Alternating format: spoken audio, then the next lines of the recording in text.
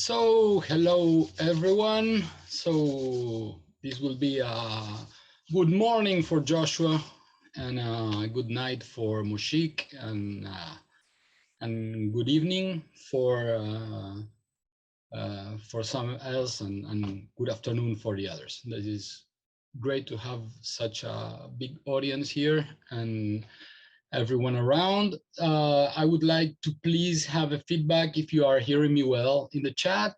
You can talk to me in the chat as everything you want. So please some feedback to see if you're hearing me well. I understand. Good. Perfect. Thank you.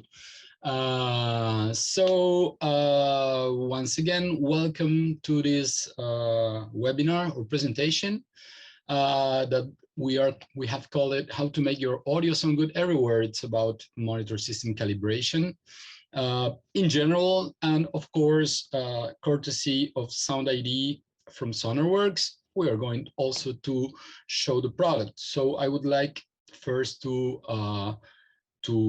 thank Sonarworks for having me, for making this presentation. In second place, I would like to thank you for being here. You are the reason this works. And I would like to invite you to turn on your cameras so we can have back and forth. I can see Stefan, and it's nice to see him with his big earphones. And so it would be great. Please feel free to turn on your cameras. That would be great. That's why I prefer meetings to webinars, because everyone can see each other. It's more similar to being in the same room. And gosh, this is going to be a big room because we have over 500 people registered. So I think they will start coming. Hello, Gavin. Hello, Gaetan. Okay, so let's start because we already spent 2 minutes in the welcome. Welcome, everyone. Let's go. This presentation is going to be structured in 4 parts, 4 chapters, okay? It is quite, I would say, introductory but comprehensive presentation. There is no, feel free to ask any question in the chat, okay? I will grab an eye every now and then to see. Tell us what position you have in SoundID Sonarworks. I am not directly affiliated with them, Stefan. I here and there I help them in teaching, in awareness, and I've been doing this last year quite a bit in Latin America, mainly with education centers, colleges, schools, and now we are porting this to a more broader audience like yourself. So I expect to fulfill. So feel free to ask any questions.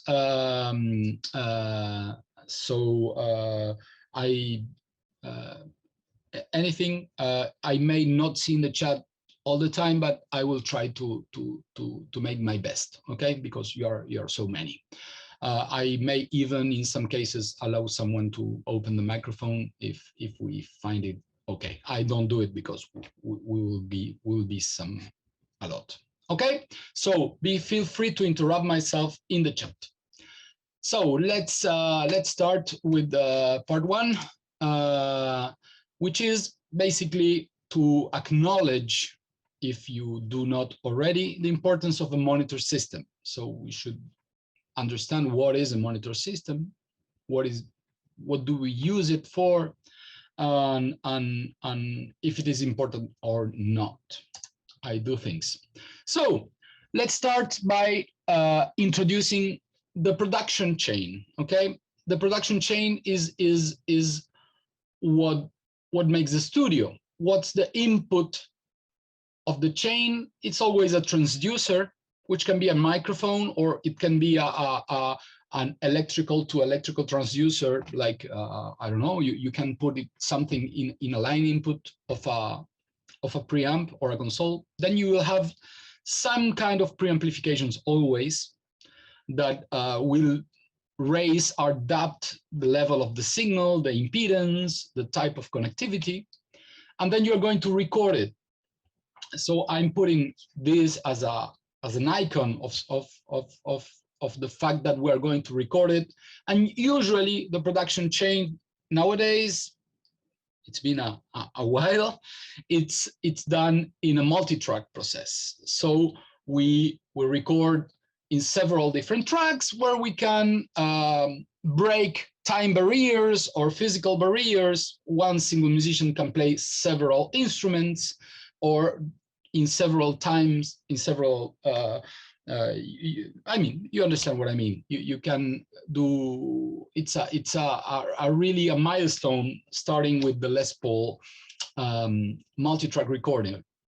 Then, as we have recorded in a multi-track recorder, we will have to mix. Mix is a necessity in this case because we are coming from this multi-track recorder, and the final product of mixing is what we call a master. Usually this was recorded in a 2-track recorder for stereo, open reel-to-reel. After that, it was a DAT. Maybe Michael can remember that we used to mix onto DAT tapes. Nowadays, we are finished almost every time in a bounce to disk. That would be the master we done in the studio. What we understand for mastering, for master, not mastering, a master is the end product of a step in production. We will have multi-track masters. It will be, for example, one of those reel-to-reel tapes which have all the tracks recorded. That would be the master from the tracking or the overdub process. Then we have the master from the whole production chain, which is the final, for example, 2-track mixing or the final Atmos mix, etc. Is this clear for everyone? This is very basic, but someone may have any question, feel free to ask. Everything cool for everyone? I can go, please give me feedback, thumbs up, everything. Perfect. So we understand this chain. Let's see another chain, which is the playback chain or the reproduction chain. I like, even if playback is more common in English, in Spanish we say producción y reproducción, or in French, production et reproduction. And we can say reproduction too, but it's not that usual. Reproduction makes it better. In fact, there was a key called repro for reproduction. So the playback chain or reproduction chain starts, in this case, with the end product of the production chain, which is the master. That master is reproduced somehow. Today, it's mostly streamed on demand on streaming services, but it was either put into a vinyl or pressed into a CD or copied into a cassette or broadcast on the radio, okay?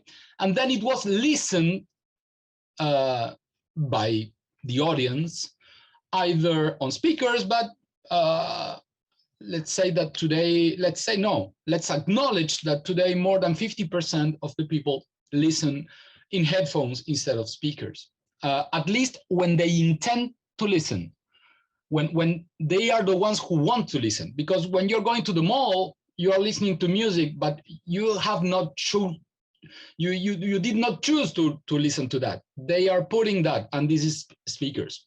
So we have more than that than headphones. But when you are the one who wants to listen to some music, more people are listening through headphones and in different places, okay? There used to be a time where people used to have a room where to listen to music, or to a place where to listen to music. That in general is longer gone away, maybe starting with the Walkman in the 80s, where people started listening music everywhere. So more people are listening to more music in more spaces than ever before, but that listening, the way of listening has changed over time. Okay, fine with everything? let's continue. So let's go back to the production chain. I would like to ask a question now that you may answer in the chat, please. Do you see the chain complete? Is this a complete chain? With this chain of equipment, are we able to produce music? That would be my question. Sure, yes, yes. No, Alejandro says. Of course, Gavin. So we have a little controversy here. Alejandro, we are missing monitoring, says Alejandro. I want to ask, is monitoring needed for producing music? Jean-François says yes. Gavin says yes too. Totally, says Alejandro. So let's see. If we put someone singing in front of this U87, no endorsement at all with Neumann, but I actually like that microphone that a lot of people hate it, but I like it. Let's put someone in front of this microphone and sing. Are we able to adjust the preamp of it? Yes. Are we able to record that preamplified audio? Yes. Are we able to mix it with other tracks? Yes. Are we able to get that final product? Yes. But we have a big problem. We don't know what we are doing. That's why we need a monitor. Okay, so what's missing here is a monitor system. Monitor system is the way to know what the system is doing. Okay, it's like the LCD monitor in your computer. Is the computer can work without a monitor? Sure, but when you are typing the keystrokes, if you don't monitor in the word processor software, you don't know for sure what you're typing. So you need a system that monitors the signal in different places and in different ways to know what you are producing. Else, you don't have any control of what you're doing. I would like to invoke here a way of that I like very much of interpreting or telling how these systems are making. And this comes from Dolby Laboratories. In the 70s, Dolby started with the surround sound system, which was LCRS, the famous Dolby Surround, or LTRT, right total, left total, which was left, center, right, and a mono surround. Maybe someone can remember that time. Well, people started producing like this in the movies. People needed to learn how to mix with this new system. We jumped from mono to this. There was no stereo in the middle in the movies. So this is a manual that it's still online. This is the part number 91536, issue 2. You can still find it. It's a very old document, but I think it's a fantastic read. It's short. It has of course, it's outdated, technologically wise, but concept wise, it's still very rich. And I'm taking the concept of the A chain and B chain from Dolby. So what Dolby calls the A chain is from the multi-track to the two-track. So is this the production chain? Well, for Dolby it is. Why? Because Dolby is up to post-production. It's not about production. And post-production starts with a recording already made. So there are no microphones in post-production. Okay? So it starts from the multi-track and goes to the two-track. That's what you are going to find in this manual. And the B chain is the monitor system. What is very important to understand is that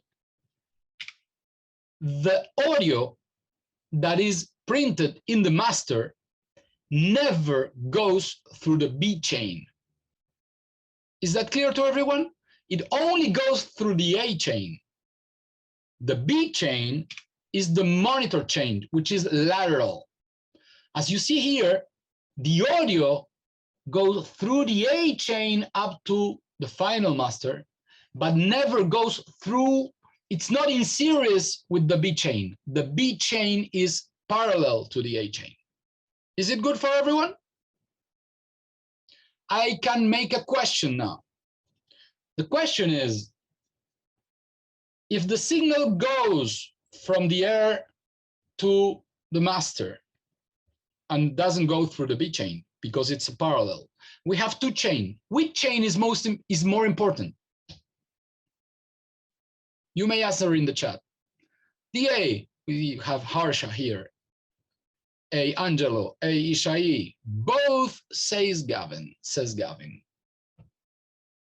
Okay, any other opinions? Both? Okay, nobody's going to say, or nobody has said B, the B chain is more important. If both are important, do you feel that one is more important than the other? We may tend to say that the A is more important because the A can produce in itself. Even if we don't know what we're producing, it is producing. And I can do a demonstration here where I can demonstrate that people feel that the A is more important than the B chain. Okay, so I will give Stefan, I will ask Stefan to unmute himself. Stefan, you can unmute. Do you have audio? Do you have a microphone? You are allowed to unmute yourself.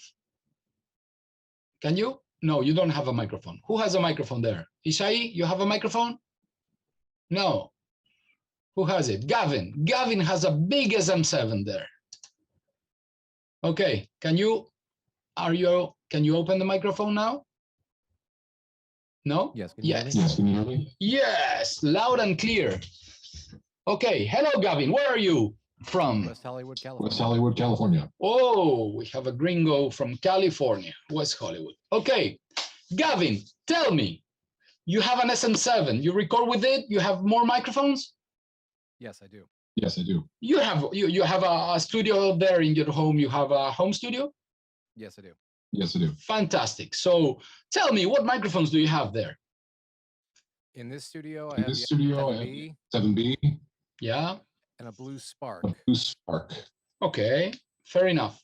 And do you have a preamp? SM57, just in case. Just in case. It never harms to have a 57 somewhere. Tell me, do you have a preamp? If you mean by my interface, yes. Yes. Okay, you have an interface which has preamps. Okay. Yes. Which kind of interface do you have? It's the Scarlett Claret. Okay, a Claret. So middle range from Focusrite. Great. Then, of course, that you have either a Mac or a PC, DAW software.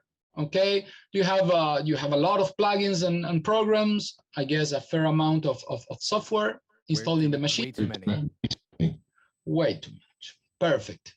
Okay. So, and tell me, do you have a pair of monitors there? Two pair. Two pair of monitors. Okay. So Gavin is not kidding. He's wanted to monitor. Okay. Do you have a monitor controller? Yes, I do. Oh, I might lose my bet. Okay. Do you have acoustic treatment? I see some panels behind you. I do. Yeah. Do you have headphones? You are wearing them Bayer right Dynamics. now. Expensive headphones. So I might be in those very strange cases where I can make my point. Why? Because really Gavin is someone who has at least comparable B chain expense to A chain expense if he's not has a more expense in the B chain than in the A chain. But believe me, and you can look at your sales investment in your home studios or project studios, and I can tell you that Gavin is not an example of what's out there. People always find way more sexy to buy another compressor, another preamp, than to buy another pair of monitors, than to buy a monitor controller, than to do ear training, than to put some money on acoustic panels or an acoustic consultant. So people tend in general to say, oh, monitoring is very important, but they do not reflect this when they invest in their studio. And I can tell you that's a fact, but I cannot use Gavin as an example because sorry. because Gavin is a real Jedi of audio production. He's not in the dark side. Okay, so Mark is asking a question. I was wondering, is there other content the presenter has been showing and referring to, or is it just speaking with this camera on him? No, we have I'm sharing a presentation and you might be seeing it. Am I right? You're seeing, I am monitoring and I am seeing perfectly an SSL Origin, U87, an old Fostech MTK. Okay, good. So Mark, I don't know. Everybody is, maybe you can log out and log in and you can have it. I'm sorry you're not seeing it, but I think it's not this end. Okay, good. Let's continue. So I used Gavin and we see that he has all the components we see here in the B chain. Where does the B chain start? The B chain starts with the monitor controller that can be on board the desk or outboard the desk. He has something from Presonus. Here is an Heritage Audio. We have very expensive, dangerous devices or etc. Okay. What this electronic device does in the monitor chain is the start of the B chain, where you can choose what to listen, where to listen, and how to listen. That's what a monitor controller does. So what you're doing here is what to listen. I'm going to listen the signal at the preamp or after recording, or just this channel, or all of these mix, or this subgroup, or the bounce to disk. That will be what to listen. The second thing will be where to listen. I will listen in this pair of Genelecs. I will listen in this pair of Focals. I would listen in this pair of JBLs, Adams, you name it. Okay. Or in these headphones. Or we can choose how to listen. I will listen loud. I will listen at 85 dB SPL for the nominal level. I will listen very softly. I will listen full range. I will listen bandpassed. I will listen in mono. I will listen only the left surround channel. I will listen in the opposite polarity. That's how to listen. Okay? So that's the monitor controller, in case you don't know what to do with it or how to use it. So you generally have one even if you didn't buy one, because the interface will have some kind of monitoring controlling feature, or the console, the desk, or a dedicated monitor controller. The monitor controller would feed some kind of transducers, which will be monitors, several pairs or one pair, and headphones. But this doesn't end here, because monitoring is not only about hearing. You are very accustomed to monitor your signal visually. In this case, we have here meters, peak meters, but you can have view meters, or you can have loudness meters, which are very fashion now, or you can have a phase meter or a correlation meter. All those meters are ways to monitor your signal. Hence, those are part of the B chain. B chain is not only about listening, but it's also about looking at the signal. Okay, we may even consider the waveform in the Pro Tools tracks a way of monitoring the audio. That gives you an input of what you are recording. I know a lot of people that record and see the waveform and don't even listening to it. They have some kind of monitors and they are believing everything is fine. I think that visual monitoring is very important for quantifying the audio. But for qualifying the audio, you are compulsory need to hear it, because people don't use meters at home. It's not about that. People wants to listen to music, and listening to music is the way to know if your signal to noise ratio is good. Is the way to know that your signal is clean, that your signal has the right balance. It's not about looking at a spectrum analyzer to tell you if the signal sounds nice. Okay, good for everyone? Thank you, Josh. Okay, so is this all we have in a B chain? Of course not. We have seen with Gavin that we have a room, we have a place where those speakers are putting the sound. We have air. And that is part of the B chain. That's part of the monitor system. You cannot take that away. Okay, you can use headphones. That's correct. But if you're using speakers, the air and the acoustics treatment or not, because you may have no acoustic treatment, but you will still have an acoustical behavior of your room with or without treatment. I mean, there always going to be treatment. It might be intended or not. Maybe, I don't know, the panel that is behind Michael is a green screen for the camera, but it has an impact in the acoustics of that room. Of course, this room sounds different. It was not intended for acoustical purposes, but it has an acoustical impact. It's okay? You understand, Michael? So the same for everybody else. I am seeing Ishai. Well, I don't believe Ishai is where he's putting that. That's a fake thing. I wish I was there. Okay, but I see, for example, Josh's room, which is kind of empty. That I will believe that Josh's room is quite reverberant. Okay, that because there's not a lot of furniture, I don't see a lot of things there, so I might think, with the little I can see there, that it should be fairly reverberant. Okay, I see in Harsha a lot of treatment. Okay, so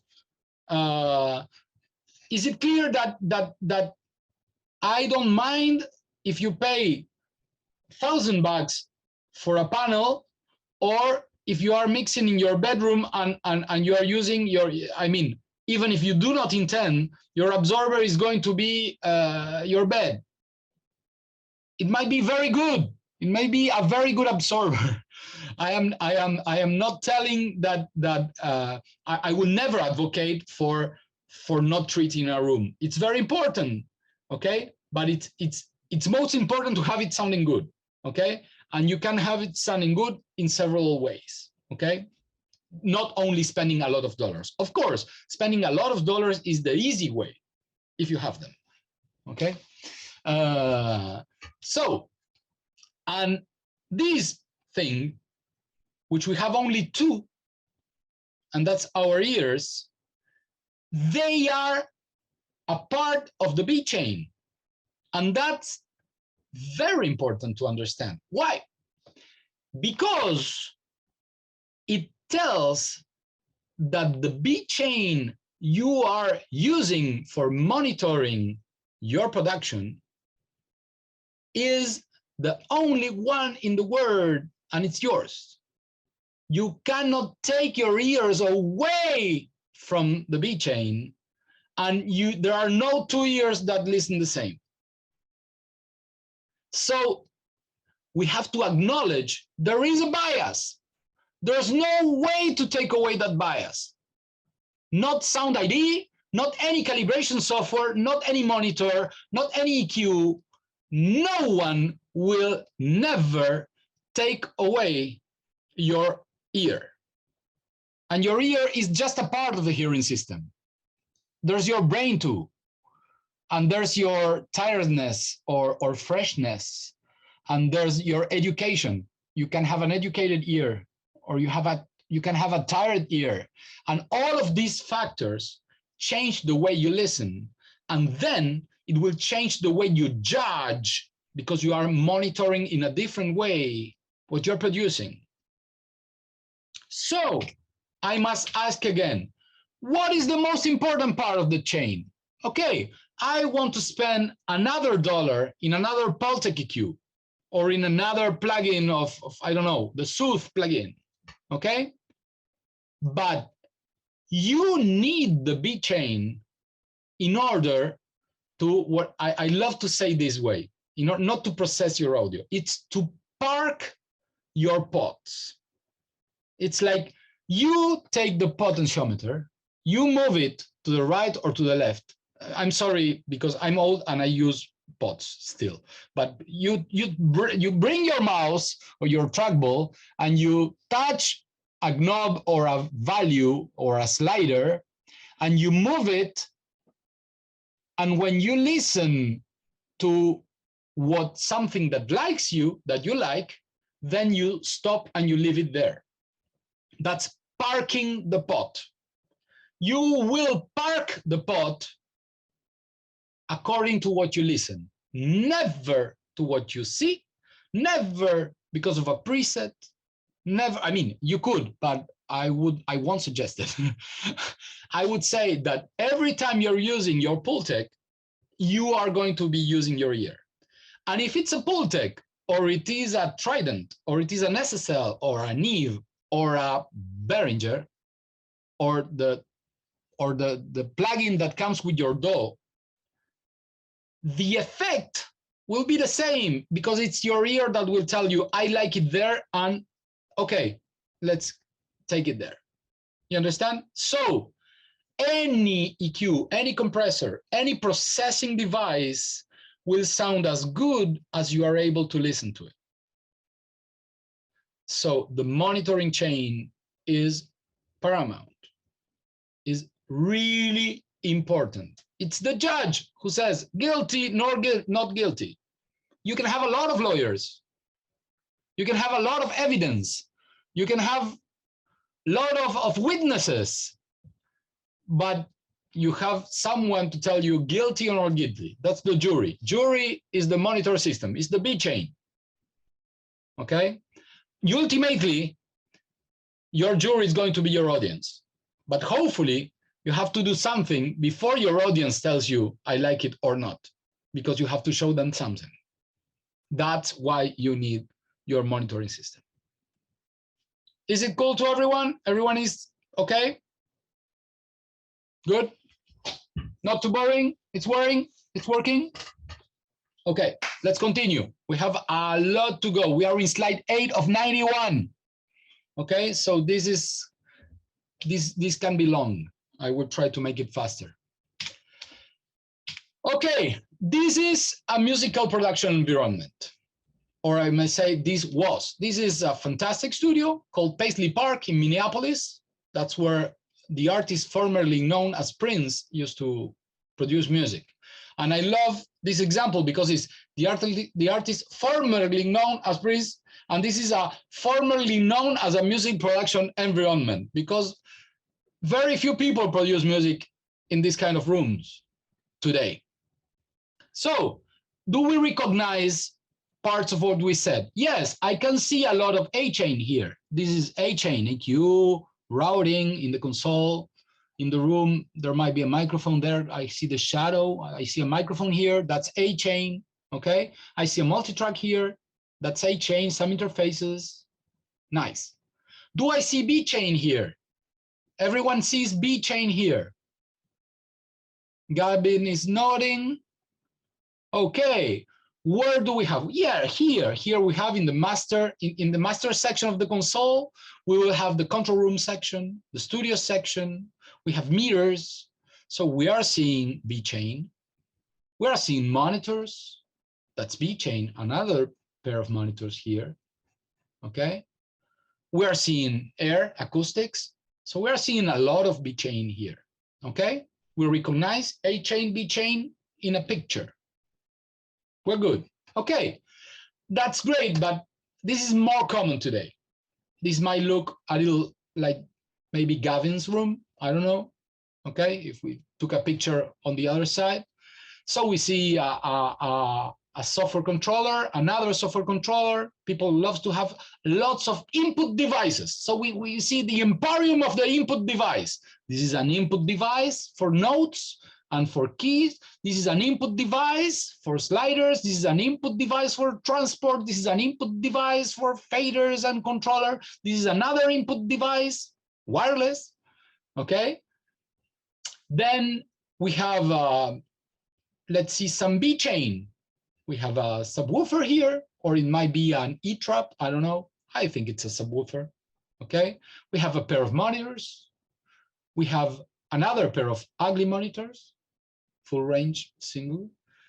The coffee. That's I don't know, Harsha, if the coffee is A chain or B chain.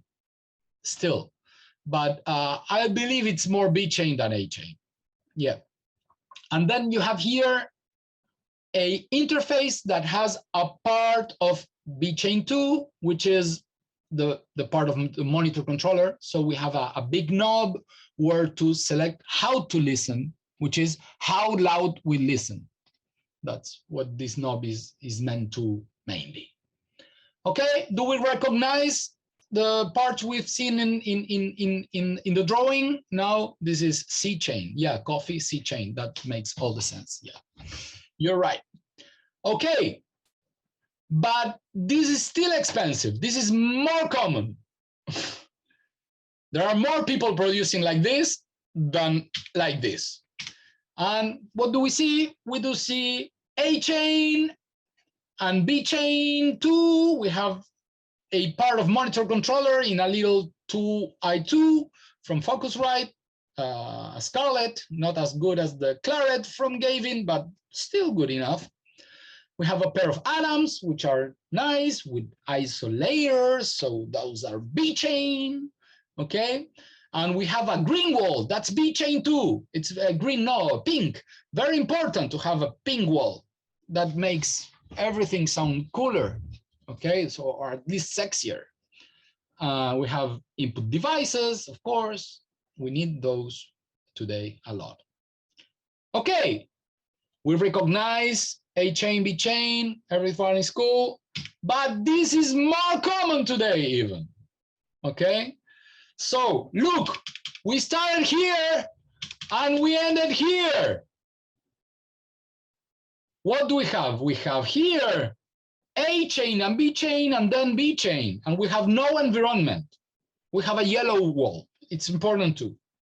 Yellow is important. That helps a lot in production, okay? It's a nice color, it's royalty, it's yellow, okay? So, do we recognize the A chain and B chain here? You're able to grab that meaning, okay? And to see that this girl is going to produce, is going to park her plugin, her EQ plugin in when she hears it, oh, nice, thanks to these MDR 7506s that she's wearing. Looks like 7506s. Okay? Good. Let's take a break from music production and let's go back to Dolby. Let's go back to film production. This is how we produce. So this is how we produce music. This is how we produce film, audio for film. This is how we reproduce audio for film. Correct? It's a cinema. So, what are there any similarities between these two environments? At least audio-wise. Sean, you're thinking. Please write us something. Gavin says, yeah, they are quite placed the same. Absolutely, yellow is important, said Alejandro. Yeah, totally, yellow is top.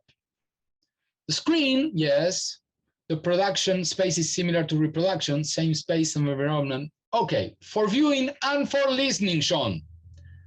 If we go to the Dolby paradigm of audio film production, when you are trying to make a film that has a Dolby license, that is, we have the Dolby logo on it, the first thing you have to do is to pay for the license. Very important. After you pay for the license, you will get a consultant that will help you produce that. You will go to one of they will give you a list of Dolby studios, Dolby certified studios. What is a Dolby certified studio? A Dolby certified studio is a studio where this is mainly how it used to be in the time of Dolby Surround and Dolby Digital. Maybe in Atmos this is not like this anymore, but let's stay with, I was showing an old document, let's stay in that old standard, at least for grabbing the concept, okay? Just give me that. So in a Dolby certified theater, the owner, the guy that started that movie theater mixing studio will have to comply with a set of guidelines that Dolby asked him. So he will have a minimum dimensions, a ballpark for reverberation time, a level that he has to fulfill regarding maximum SPL or average SPL, a noise floor to comply. And all of this is going to be measured and calibrated by a Dolby consultant that will tell you, you are certified. You can produce Dolby movies. Okay? Then there is a guy who wants to make money and he says, I will make a lot of money. I will put a cinema. People will come here. I will sell a lot of popcorns. Okay, so they put the movie and said, oh, people eat more popcorn when the cinema is Dolby. I want the Dolby logo on the door. What it takes to have a Dolby logo in the door. The cinema has to be Dolby certified. How you certify a cinema?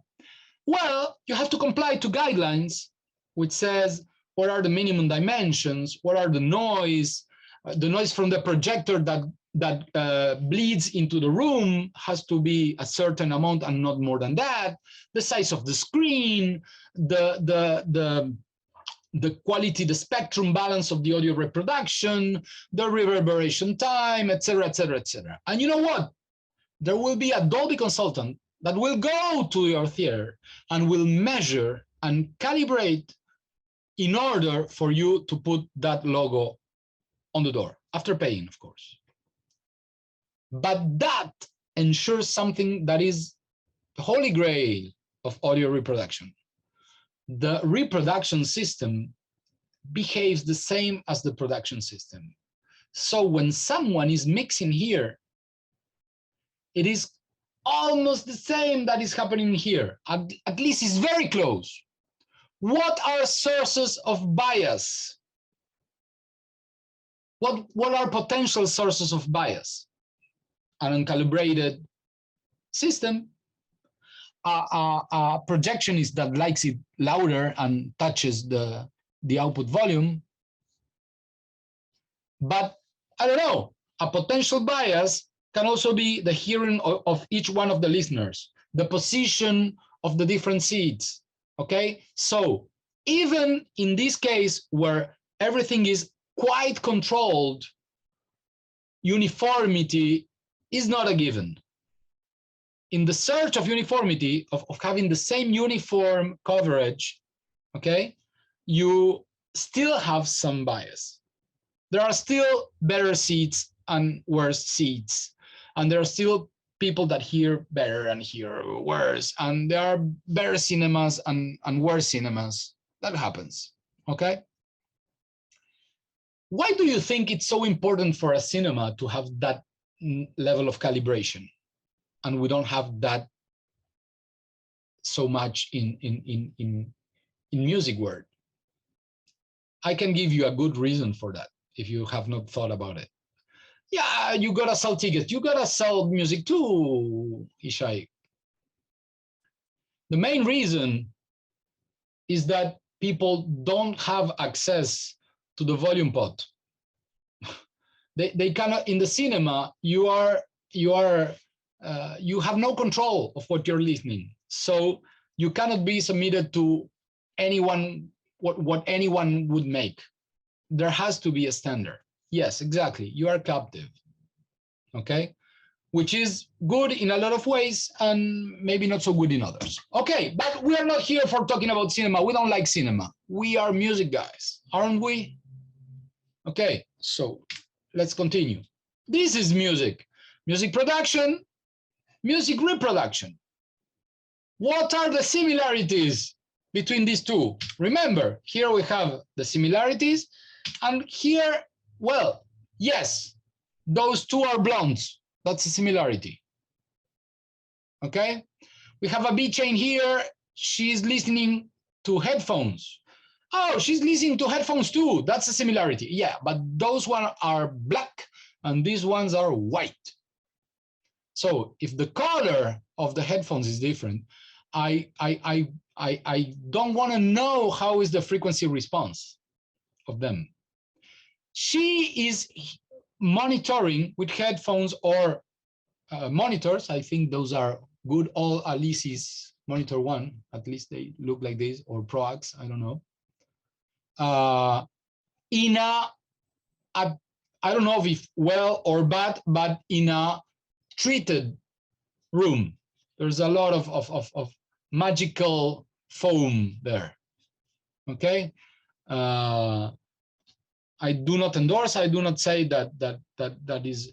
Yes, she can control volumes, but the difference between this one and this one has a tomato and a bread and some lettuce. This one has a bike. This one has not.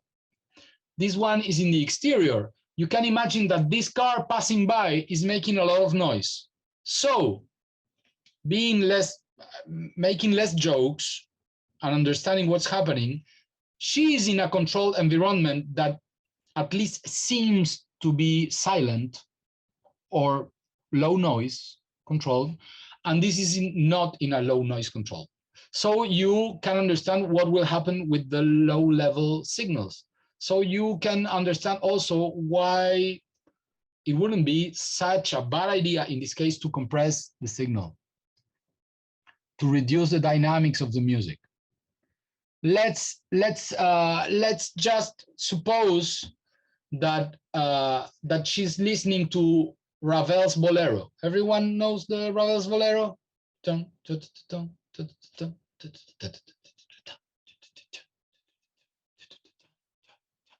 Okay, that's a really great example because it starts from a real pianissimo and ends in a total fortissimo, 4 Fs, with the whole orchestra playing at the beginning, just a little, just a tiny bit of sound. Okay, I love that music because I can measure noise floor and then dynamic range because of what is the first bar of the Bolero Ravel that you can listen? Oh, I can listen from the bar 58. That's a very noisy place. You understand? Because it goes up and you're just starting to hear something to detect signal into the noise after passing all those bars. It's good? You understand the concept? So that's great. These two environments are really different. Not only frequency-wise with the response of the, but also dynamically wise, okay? And that's only two aspects. It can be much more, okay? And this is what usually happens when people listen to music. They listen to music in the subway, they listen to music in the bus, they listen to music jogging, they listen to music in the bicycle, and that's fine, that's great. People listen to music everywhere all the time. And this is almost a good case scenario, okay? Because my daughter tends to listen to with the tiny iPhone loudspeaker, like this. She puts the music like this, oh, Billie Eilish. So you see that this is not that bad, but still different from the production. Does this mean we don't need a good beat change for producing it? Because it doesn't mind, it's going to be listened in any way? Well, I don't think it's the way to produce music. You produce music forever. You produce music for everyone. And there are very different ways and qualities to listen to music. And you are producing forever. Okay? What if, let's imagine in the 60s, the Beatles said, people listen to mono in those horrible vinyls that sound horrible. Why would we care for quality? How would we listen to these new masters, fantastic, that we can listen today? We produce music forever. Always remember that. It's a record. When we record, it's to record. Okay, so it's forever, and we have to respect it. We have to respect eternity. That's our job, to document music. Okay, enough to blame. Let's get back to here. We are in slide 16 of 91. I'm sorry, but you are. I like how you are listening. So we don't know. This is the same. No, we are identifying the circle of confusion, which is we don't know how what we produce is going to be reproduced in music. That is something that happens. Okay. The only thing we know, as Floyd Toole said, is that we design speakers to reproduce music, recorded music, that was produced using speakers.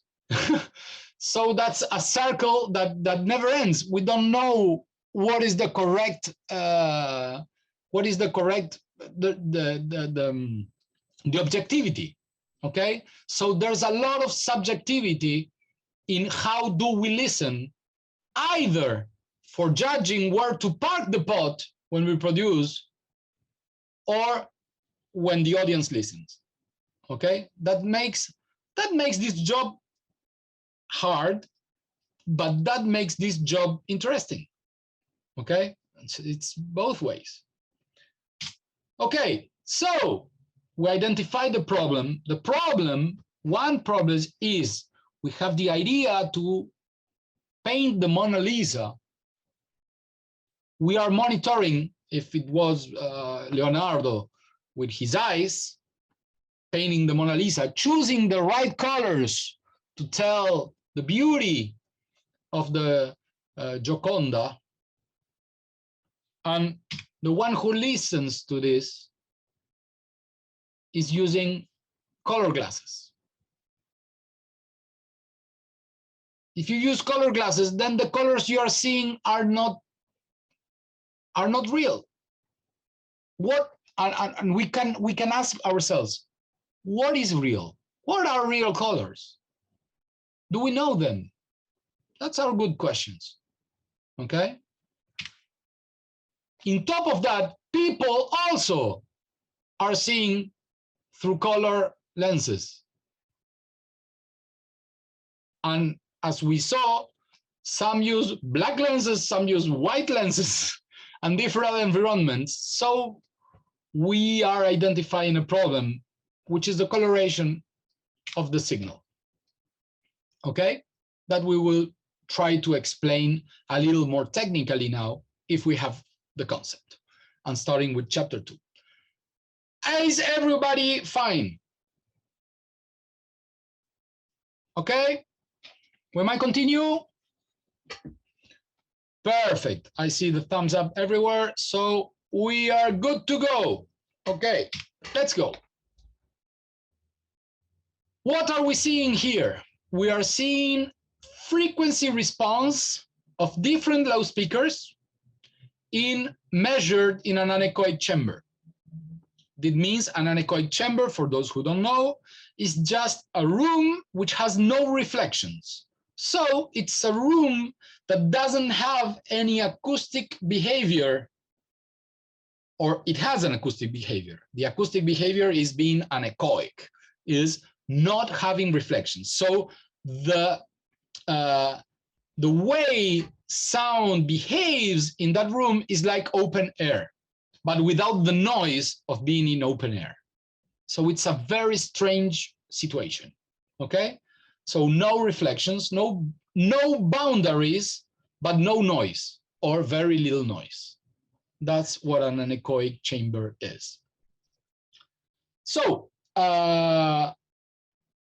with no room interaction, what do we see here? What can you see? Please tell me in the chat. We see an Adam A77, a Genelec 8040, a KRK VXT6, an Equator, an Adam. Okay. Without floor. Yes, you are true, Alejandro. Without floor. Different rendering, coloration. So everybody's seeing different responses. That's what you're seeing, that each loudspeaker has its own characteristics. That's what the title says there. I like Paul. I like Paul. Very good, Paul. He says he doesn't seems that much difference. That's correct, Paul? That's what you're saying, Paul Tucci? You're saying that they are very similar one to each other? I understand correctly what you're saying? Exactly. Very good. Are you seeing the same? How do we know? How does Paul knows what he's seeing? Paul is wise. He's smart, and he looks correctly. You have to look to this in order to know what you're looking. A lot of people don't look at this. And a lot of marketing people look at this and cheat with this. I mean, they don't cheat. They use different scales in order for you to see something, because they know a lot of people don't see this, which is the scale. This scale, I would say, is a very fair detailed scale. This is 2 dB. 2 dB is not that much of a difference. 6 dB. We are used, because of marketing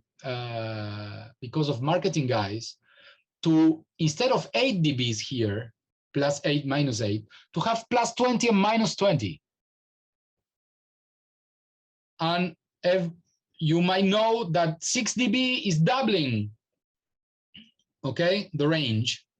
So you can see that between 20 and 8, you are almost, how many times you are doubling that? Like at least 4 times, okay? So a deviation that seems here a lot, here it's only 4 dB. So if we see these curves in a +20, -20, they will all look like a ruler flat. You understand? They will all be very, very similar to each other. Aren't they similar now? They are similar too. What's the difference between them? The maximum difference we can see is here, okay? Which would be 6 dB, the maximum difference. In all this part here, we see differences that are less than 1 dB. Is this the case with all the speakers in the world? Of course not. Okay, but we are seeing here a very fair amount of comparable frequency response with, I would say, very different priced monitors. So I would believe, I understand that different monitors have a different sound print, a fingerprint in sound, a different coloration, but it's not that big difference. What are we seeing here? We are seeing the same scale. We have learned that we have to see the scale first before going. And we see more difference than before. Here we're seeing from -8 to almost +6. So now we are seeing some, I would say, how much? Like 14 dB.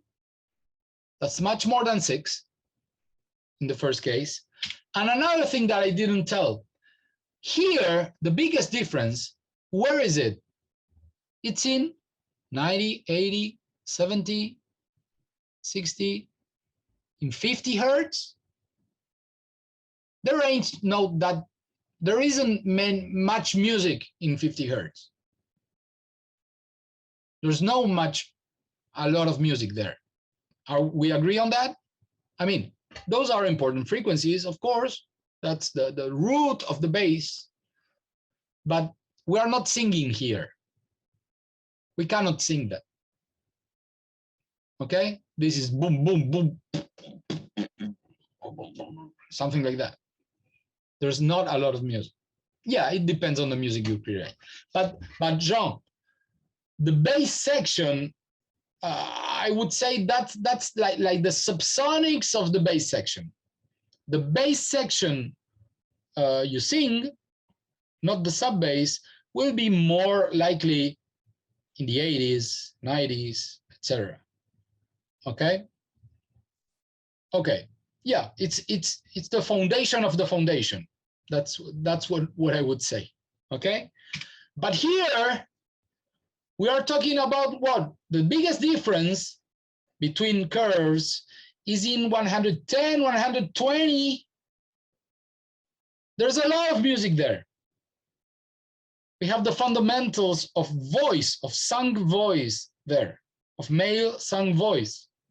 So that makes a lot of difference in music, and the difference is much wider. Okay? Everybody follows?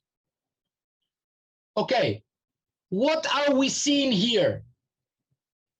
Look at the title. We are seeing at the frequency response of a single speaker, in this case a Yamaha ASH8, but it could be any speaker, in different rooms. Same speaker, different rooms, very different responses.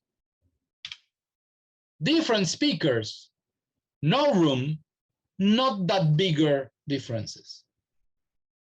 So coloration comes much more from the room than from actually the speakers. Still, people try to spend more money on speakers and not in the room. Do we agree on that? Or in microphones or in compressors? Okay. So you see confiltering in here. Paul, you're seeing confiltering? I'm not seeing that much confilter here. I see modal response a lot. I don't see that much of comb filter. I should see the comb filter in here. I don't see it that much, but of course it should be. Maybe we need more frequency resolution in order to see it. I won't agree, Paul, that this is comb filtering. This is modal behavior of the room, but this could be another topic. I mean, we'll go afterwards if we have time. Okay? Okay, good. So, okay, if the room is the sucker, I'm sorry of speaking like this, let's do not have a room. Okay, let's put all the money in the buyers as Gavin does. Okay, let's put a lot of money in headphones. Okay, there's no such a thing as a flat headphones. I mean, they have a lot of different responses. Okay, so we have a lot of variation. I love this. I don't know if you, yes, I've seen it in my monitor here, that you can see all those gray traces that are here. What you're seeing here is 300 frequency responses from headphones, all superimposed. And then I choose almost randomly, okay, to choose like the average. This is the average curve, the red one, which would be the average. It's a headphone that doesn't exist, or maybe there's one of those, which is the average of all the other headphones. And this is the variation, like this is something that is like for like almost 8 dB on top on this frequency and almost 8 dB on the bottom, okay, from it. And then, so we see that the biggest difference is in something around 10K or a little less than 10K, maybe 8K, something like that. And there are parts where this is way less. Okay, so you understand.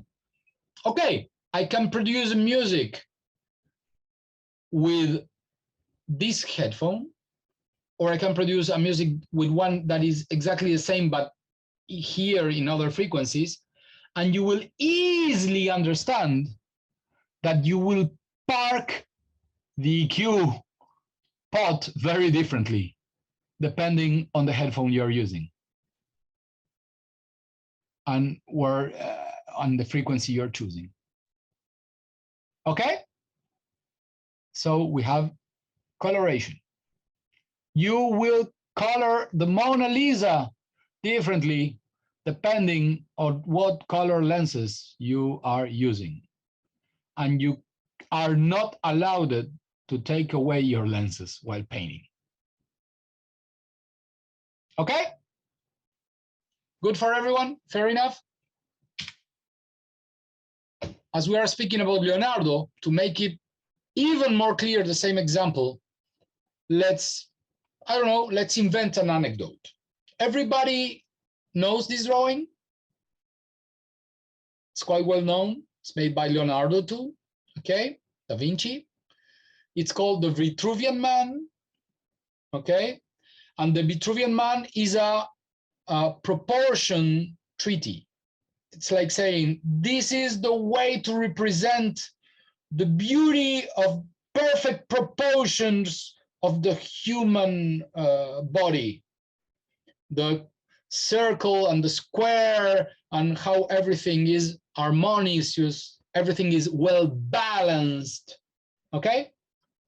So let's imagine that Leonardo is inspired and says, oh, I would like to paint a treaty of the proportions of the human body to tell everybody the fantastic proportions of the balance correctly of the human being. Please go to the printer, Francello, and bring me a piece of paper. I'm inspired. I will draw the man of the Vitruvian. And the guy, the son of Leonardo, goes to the printer to find a blank sheet of paper. That's where Leonardo used to have the sheets. And there was only one sheet remaining, and that sheet was it was swallowed by the printer, so it was all wrinkled.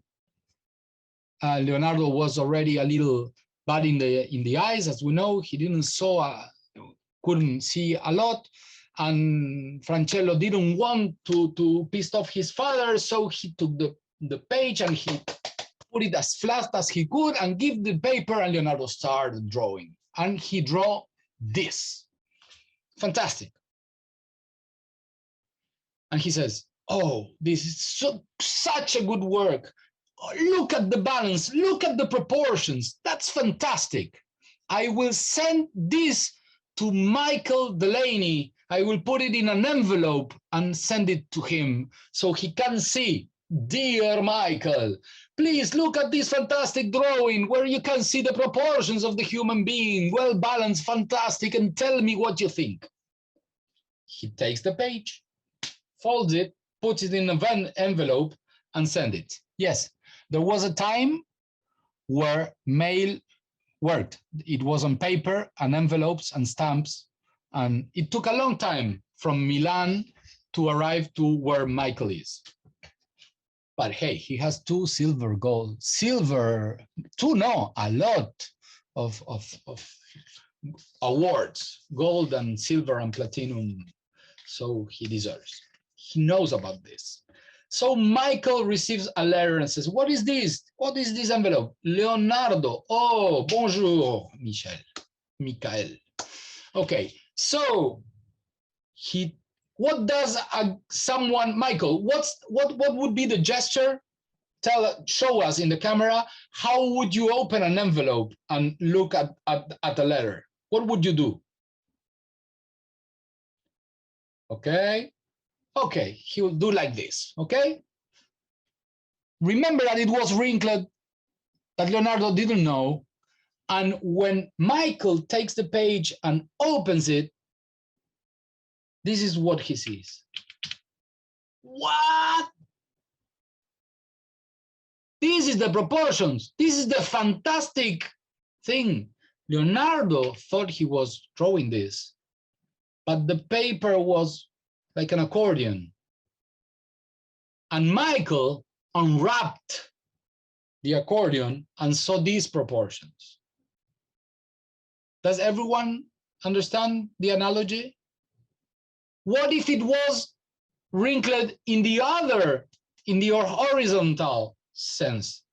This is what Leonardo sees. This is what Gavin sees. It makes a different emotion, no? Do you feel it balanced? It's a very different emotion.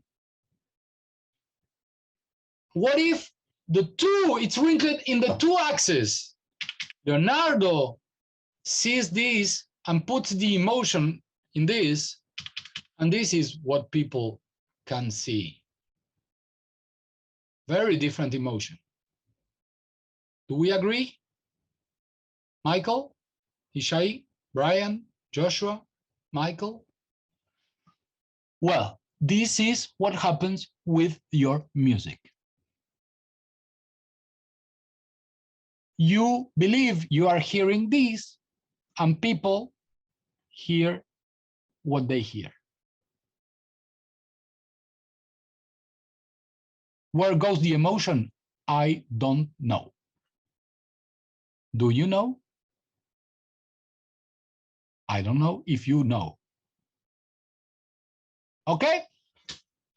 So I guess you are understanding the problem of coloration, okay? Deformation, distortion, okay? Let's do a quick recap of the system components of the monitor chain, the B chain. Remember that we have the monitor controller. Do we have a lot of bias there? Is there a big different change in color in the monitor controller? No, Jean-François, I agree with you. Even in the cheapest Behringer stuff to the most expensive Studio 51, etc., that's not the deal breaker. Are the monitors the deal breaker? Well, more closer than the monitor controller, but maybe not that much. Is the room a deal breaker? Oh yes. Are the headphones a deal breaker? Oh yes. Are the ears a deal breaker? Of course. And you cannot change them. They are sticked to you. So work on them. Take care of them. Respect them. Don't mix if you're tired. Don't mix loud for too long.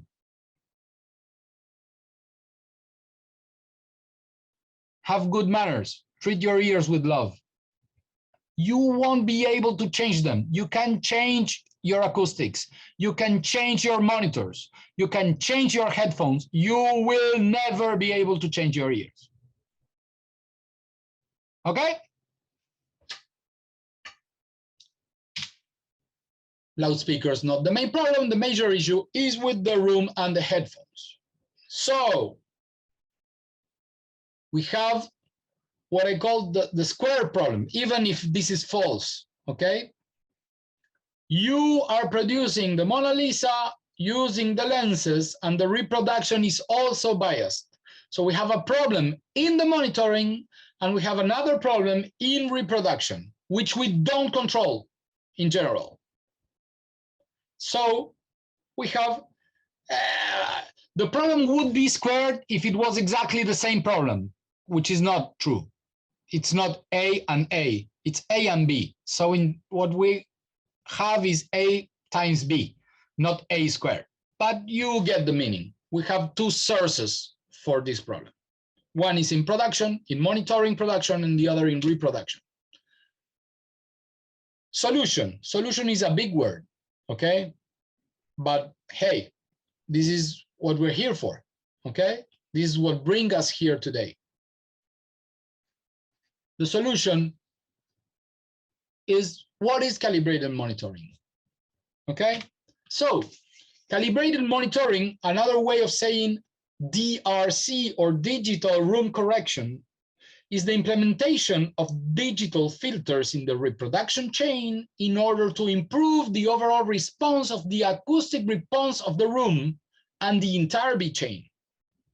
So this is basically equalizing, in the best sense of the word equalize, which is neutralize a bias in the frequency response, equalize, make equal, okay? So reduce a bias by the means of digital filters, which are used where? In the reproduction chain, in this case is the B chain. The reproduction chain from the production chain is the B chain, okay? So we don't use DRC on the A chain. Is this clear for you? The A chain remains untouched. This is very important. But you will change a lot on how you adjust the A chain, because you are equalizing, you are processing the way you listen. In order to what? In order to remove, or at least to reduce, coloration, which was the problem we identified. That's correct? Everybody's following? Okay, so what do? We make processes in the frequency and the time domain. We will measure the frequency and phase response of a reproduction system, which is the same of getting an impulse response of a system, which can be electrical, acoustical, or electroacoustical, okay? And we will use a measuring device for that, and we will compensate for the deviations by designing an equalizer, okay, a curve that is going to be inserted in the B chain, okay, to feed the transducer with a complementary signal that counterbalances the response of all the system, and thus compensates, or again, reduces the defects. the defects. Okay? What's the technique? How do we do that? So this is how we listen. Okay? Normally we have a playback device, okay, that will enter in the B chain, and that is going to be convolved by the response of the loudspeaker, including its electronics, not only its acoustic, but also its crossover networks, its amplifiers, etc. Okay, so we have a first coloration imprint that gets stick to the signal, which is convolution, multiplying spectrums. Okay, then that speaker is going to be somewhere, which is a room with or without treatment, and this space will convolve the sound that is transduced by the speaker. So we have a second coloration there. And then this is going to be heard by an ear or two in the best of cases, which will also have their coloration. So there are 3 convolutions there, at least. Hey, there could be more. Okay? This is the way we behave, the audio, the signal behaves when we are listening to it. This is how we measure.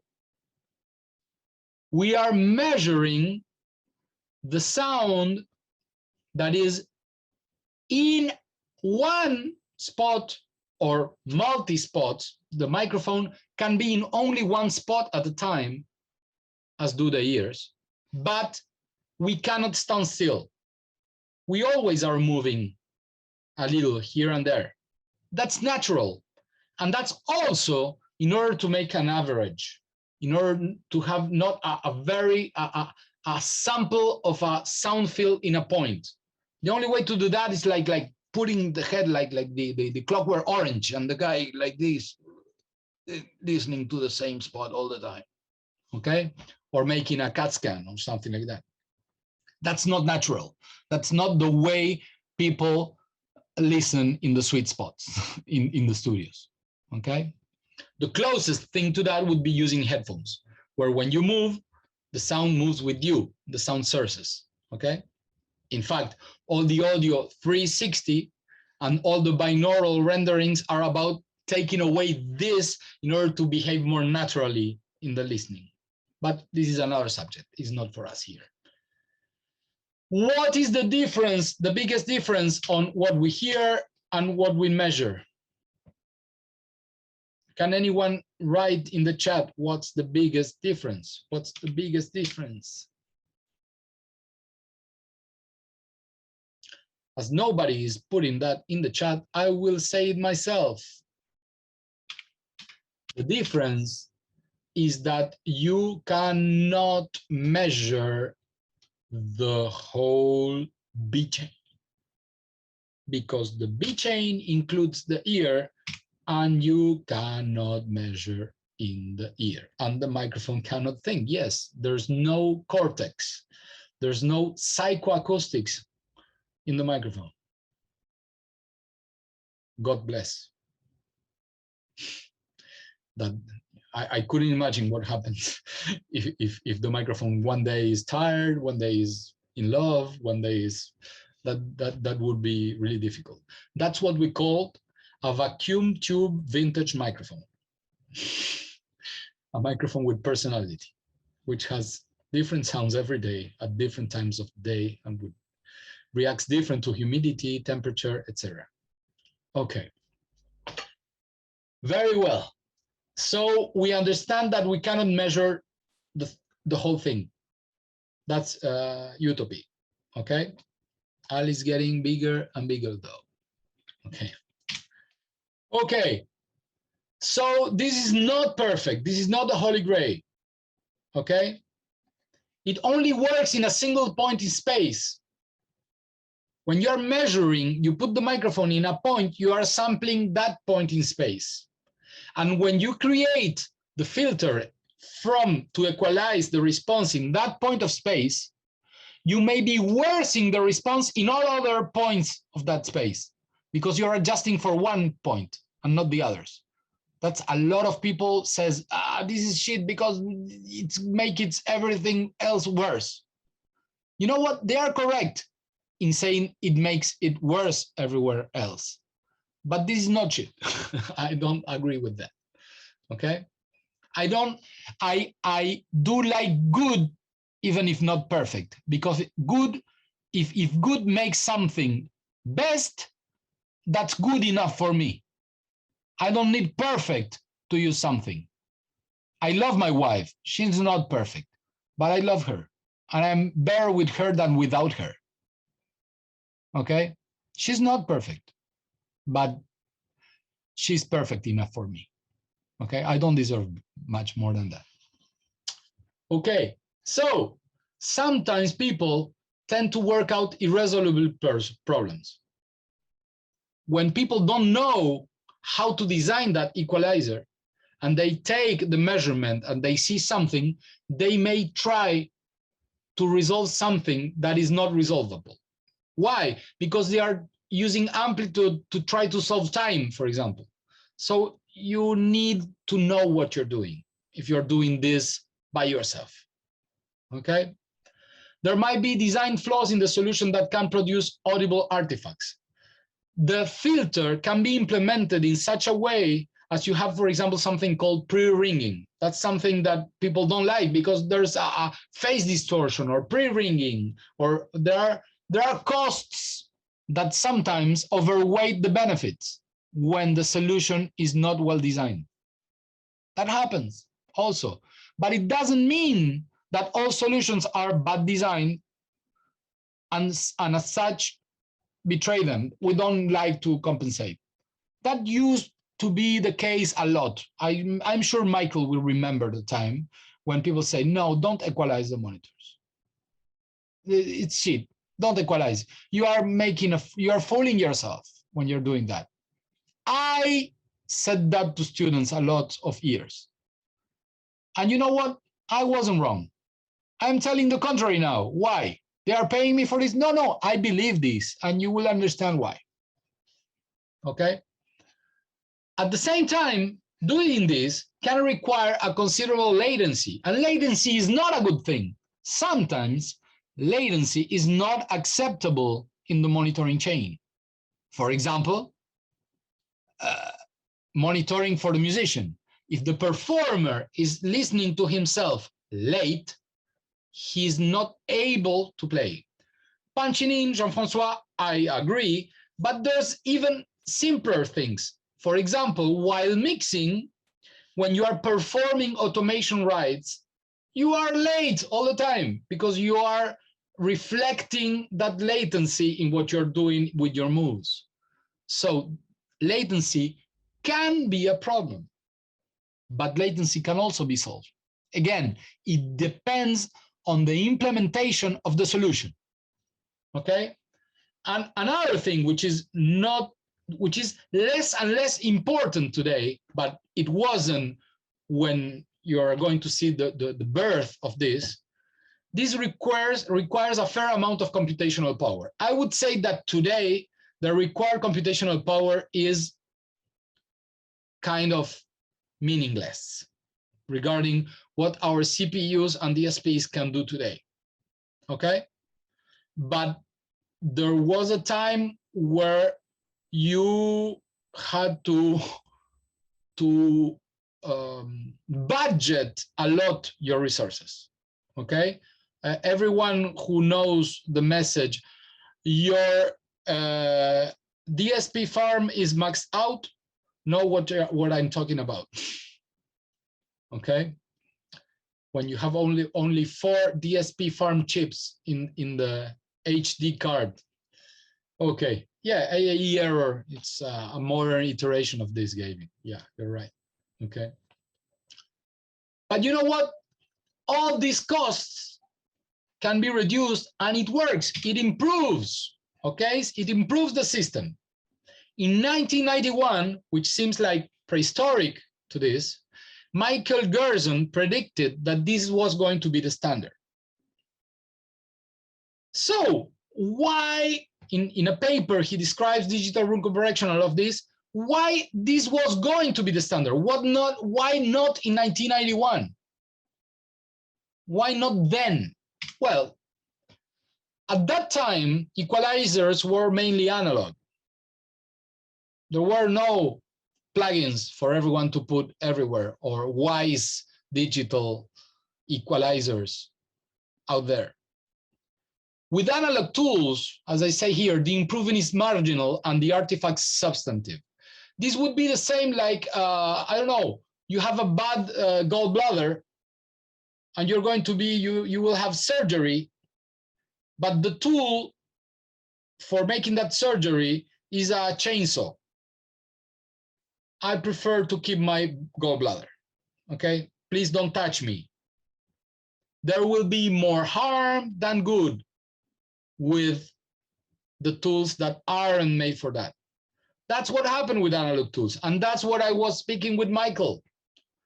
When we use a 3rd octave equalizer for equalizing the monitors, we usually did more harm than good. That was the chainsaw for the gallbladder. It's a very different thing. FIR filter with, I don't know, 1,000 taps.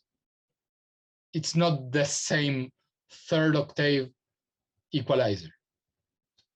So we have improvements in digital technology, in computational power, in artificial AI in English. I'm sorry, this is a Spanish thing still there. Okay.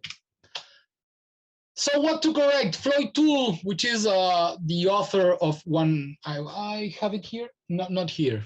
Oh, I have to correct, I'm sorry, give me 2 seconds to correct my filter because we are changing the light. It's darker now. So, sorry, this is not it here. Filters, no, again. I have to have the camera and then yes, filters and go to the chroma key and let's make it, oh, that's worse. Yes, okay, that's it. Fantastic. So the video is better. Okay. Floyd Toole is the author of, I would say, the Bible of well, it's called Sound Reproduction Handbook. Okay. So it's a very detailed, comprehensive book that goes from basic to really onto it. And most of this book, Floyd Toole was the head of research for Harman for years. He's retired now. He was a great AES member. And Floyd was, I think, one of the guys that pushed really a lot science in scientific study of the reproduction chain, of sound reproduction. So he developed a lot of the Mashra tests, the blind tests. I don't know how many of you are on Facebook. If you are following one of the biggest disciples of him, that is Sean Olive, he posted some very interesting and controversial, well, not controversial for me, controversial for the lay people about vinyl and CD and MP3s, when blind tests show that people who advocate for vinyl, when they don't know what they are listening, they even prefer MP3s to vinyl, not CD. MP3s they prefer to vinyl. I do endorse this. I mean, science endorse this, so I don't need to advocate for that. But it's totally meaningful for me. I don't hate vinyl, but I don't know. This is not the time to talk about it. I'm sorry. So let's read Floyd Toole's quote. Frequency response is the single most important aspect of the performance of any audio device. If it's wrong, nothing else matters. What is he saying? He's not talking about Metallica. He's just saying that the most single important thing is frequency response. That's what the ear is most sensitive about.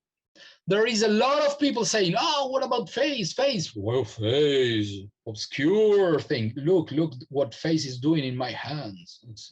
Okay, so phase is important. Yes, of course it's important. Do people hear phase? Yes. Helmholtz was wrong. He said phase was not, the ear cannot tell phase. The ear can tell phase, but in a much finer situation and resolution, it can hear frequency.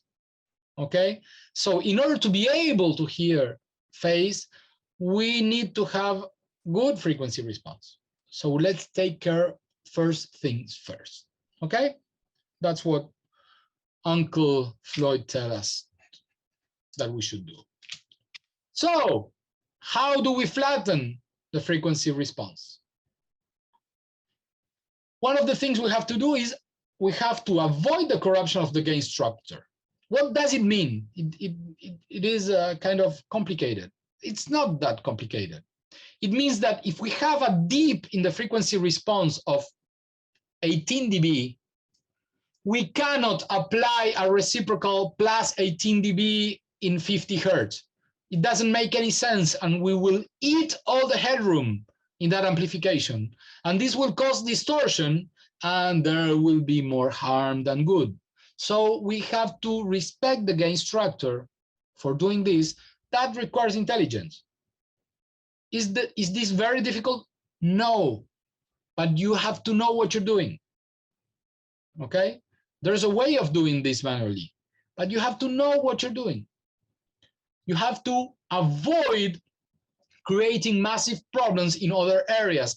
We told that we are equalizing for one single point, and every other point in space is going to be worse. Okay, what if we take multiple measurements and do a smart averaging of all of this? We are broadening the sweet spot in that case.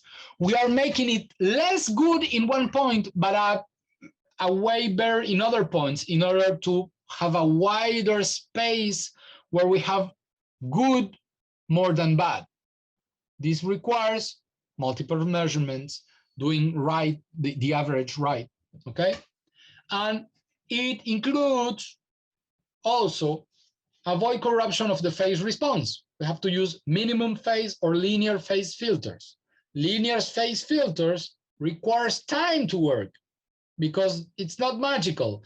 In order to make everybody to arrive on time, which is not phase distortion, what we are is delaying the guys that arrive first in order for all of them to arrive late. That was what a FIR filter does. It's not magic, okay? And time, you have to buy. Time is not on your side. The Rolling Stones are lying. Time is not on your side. You have to pay for time. How? With latency.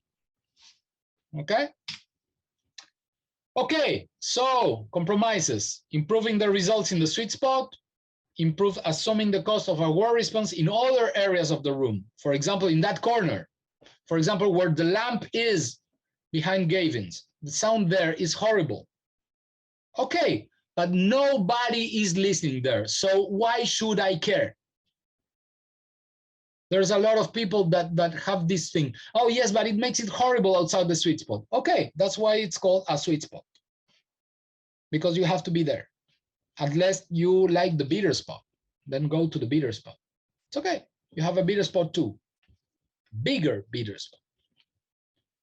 Okay? Or a salty spot, if you prefer. I prefer the sweet spot. Okay. Latency and computational resources. Is it worthwhile? What do you think? Of course it's worthwhile. We can be in the calibrated monitor paradigm where you are painting the Mona Lisa, you are taking away your glasses, and you are seeing the actual colors you are making. That's a good thing. That's white blank papers that are not wrinkled. When you are making the Vitruvian Man, you are truly making the Vitruvian Man. Will that guarantee that the playback then is going to be, because this is very nice. We are talking about calibrated playback, okay? What happens if the playback is not calibrated? We said, you remember the blonde girl that produced music and the blonde girl that listened to music? Was that a calibrated playback system? No. White headphones, black headphones, noise, no noise, etc. Different frequency response. There's no calibration there. So, are we still in a calibrated monitoring paradigm? And is it still worthwhile when we are not in that Dolby-ish world of bi-directional two-end calibration system? Calibration production and calibrated reproduction. Is it still worthwhile? Oh, hell yes. Yes, yes, yes. Why? The bias will be much less. I think there's a slide missing here. I'm sorry. What happens here? There's a slide missing. So it's 92 slides, and I don't have that slide. There's no problem. I will explain it to you. In a non-calibrated reproduction, what you have, it might come afterwards. I'm sorry. It will come afterwards, okay? So believe me, if it doesn't come, I will get back to here and I will explain the non-calibrated reproduction and how having a calibrated monitoring, even in a non-calibrated reproduction, which is by far what most happens today, it's still worthwhile, okay?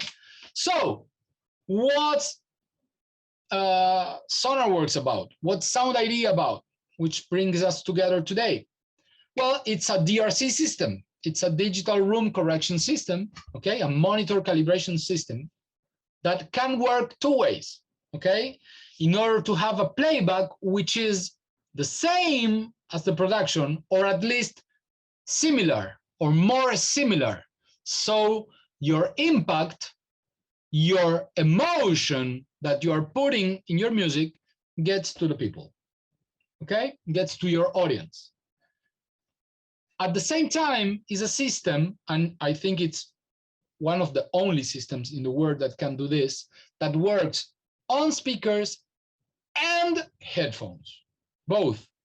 There are systems that works on speakers, much more expensive and very good performance ones. There are systems that work only on headphones, very cheapo and not that good. And this system, the system SoundID, works very well in speakers and headphones, which is quite common in home studios. And this brings a closer response, closer, neutral response from speakers and headphones, where you can work on the same thing. You put your headphone, you take away your headphone, and you're listening to something which is similar. And that doesn't happen. Oh, really, it doesn't happen when you're not working on a calibrated system. And then what you're having two witnesses. And one is lying, or the two are lying, or two are saying two different truths, and you are the jury. You are the one who is saying guilty or not guilty. Who will you believe? Where are you going to park your equalizer pot? And difficult.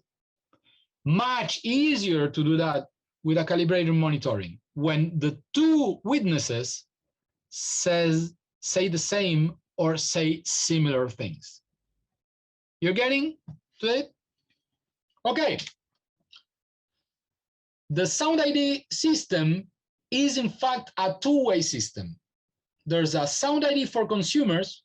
It's called consumers, could be set for audience, for playback, and SoundID for creators. When you enter the SoundID, the Sonarworks website, there's that bifold that opens at the beginning and saying, are you a producer or are you a listener? Okay, there are for listeners and others. So Sonarworks is trying to put a double-ended calibration system, which will make reconciliate reproduction with production. Even though we are still not there, I will show that it's still worthwhile. Again, I'm promising to tell you about a non-calibrated reproduction paradigm, which is what happens the most today. Okay? So we are removing the unwanted coloration, as we already tell. When? In which stages of production? All of them. In recording, we can hear recording as they are, really, without the coloration, which removes the masking, increase the resolution, because you all know what masking is about. When you're listening to a frequency bump in some part of the audio, that will mask other parts of the audio. Your ear will not be able to listen to them. What if that bump is not created by the instrument or the microphone or anything in the A chain, but it's created by the B chain? It means that you are not listening to something that is in the A chain, that is going straight into your master, that you are not listening. So you have a hard resolution in this case. When you are working with a calibrated resolution, calibrated reproduction, calibrated A chain, calibrated monitoring in the recording process, you are increasing the resolution of your monitoring. Okay?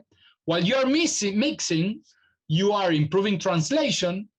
You are able to mix on the go by the use of headphones that match your speakers. Okay? When you're mastering, you are again hearing the whole thing without masking or with reduced masking. Okay? And you are making a better translation to other systems. You're saying, why? Why is it better translation? If your system, if you, for example, you are making your system flat, which I don't advocate for a flat response. I don't know if flat is what is good. Okay, flat isn't colored. I agree with that. But maybe I feel better with something colored. Okay? But colored in such a way I know how it's colored. Why should I work? Why should you are going to get this. I have a great example for this. Okay? Okay? It's an accurate system. It's very simple to use and it's affordable. Okay? Give me a second, please. Give me a second. Yes, there are 2 slides missing. I would like to show them. So give me a second. I'm sorry. This happens. This is the magic of the problem of TV, of live. Okay. I am sorry, but I really want to show these slides. They are important and they are missing in the, and I check that. You never know. You have to triple check everything. And I only double check. I'm sorry about that. Let me see.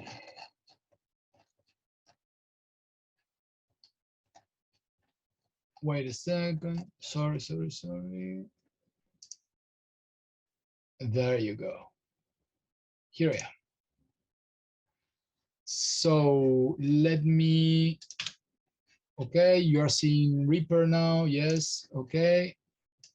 And now I will go here. Okay, so you're seeing again that slide where we had calibrated monitoring and non-calibrated reproduction, correct? Okay, we are back to that missing point. And here again, we have the same problem. I am sorry, wait a second.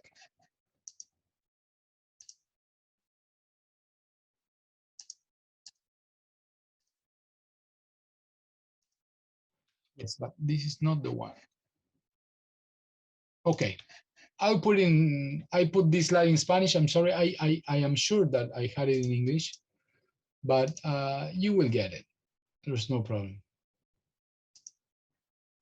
I don't understand how I should have 2 English presentations. I'm sorry about all of this. That what makes it live. So let me try here.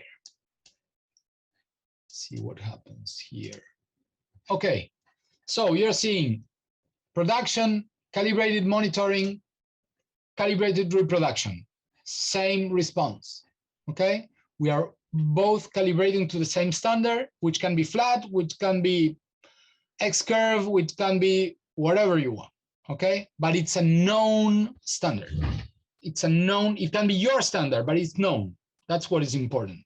You know what the response is, and it's calibrated. Both, for example, Dolby. Dolby isn't flat. It has its standard, and it has the same standard for production and reproduction. Okay? Then we have, that would be the case with the SoundID for listeners and the SoundID for creators. Exactly the same paradigm shown here. What if reproduction is not calibrated? If playback is not calibrated? What we will have, if you remember the curves of the headphones, for example, is that if you are not in one extreme, then the bias will be much smaller. Someone could be looking like this, or something could be looking like this, but when you are given something that is in the middle, it is more neutral. So the emotion will keep it closer to the original, even if it is biased. The great example for this is this one. Okay, Michael, you're there with your green screen? You're following? Michael, tell me, are you seeing a man dressed in a woman clothes? Here, you're seeing that. Michael, are you seeing that too? Yeah, I'm not judging him. That's cool. Everybody can dress like they want. I welcome diversity. That's fine by any means. Okay, but I'm still seeing a man dressed like a woman, or dressed in woman clothes. Everyone agrees? Yes? Okay. Do we see here a woman dressing in man's clothes? Believe it or not, in our culture, she looks more normal than him. Maybe because he has a beard, I don't know. But I don't want to judge her, okay? I don't want to judge him. I welcome diversity, but I am seeing a girl dressed in what we would understand are man's clothes. And indeed, this guy dressed in woman clothes provokes an emotion. Can be good, but it depends on everyone, okay? But it makes an emotion. Dressing, wearing clothes says something, makes an emotion. Same here. Do we all agree? We are following? Okay. When we see here, are we seeing a man wearing woman clothes? Gavin? We don't know. Maybe not. Okay?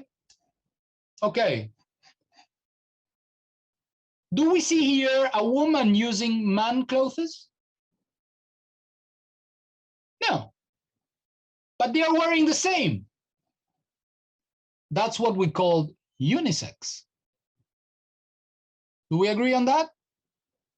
Those are unisex clothes. At least they used to call it like this. Well, you know what?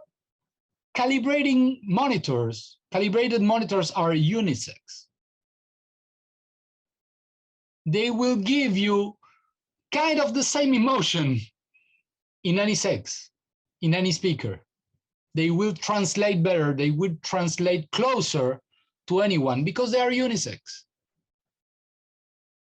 They are not in one point of coloration. They are in the same. And you know what? These two here, this is a guy wearing clothes, and this is a girl wearing clothes that are unisex, and they are not the same. So it doesn't have to be uniform. It doesn't have to be flat.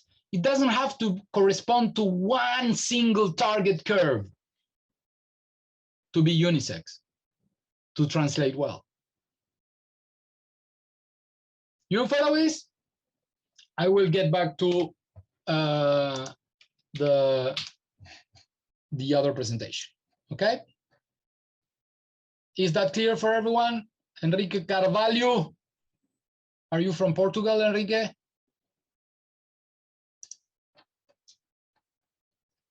Okay, it seems to be cool too for everyone. We were here in the affordability of the thing. I'm sorry, I am, what happened here? There you go. Okay, so we're back in business, yes. Okay, the main components of the Sonarworks solution. We have the SoundID Reference app, which is what used to be called the system-wide, for those who knew this from the reference for Sonarworks system.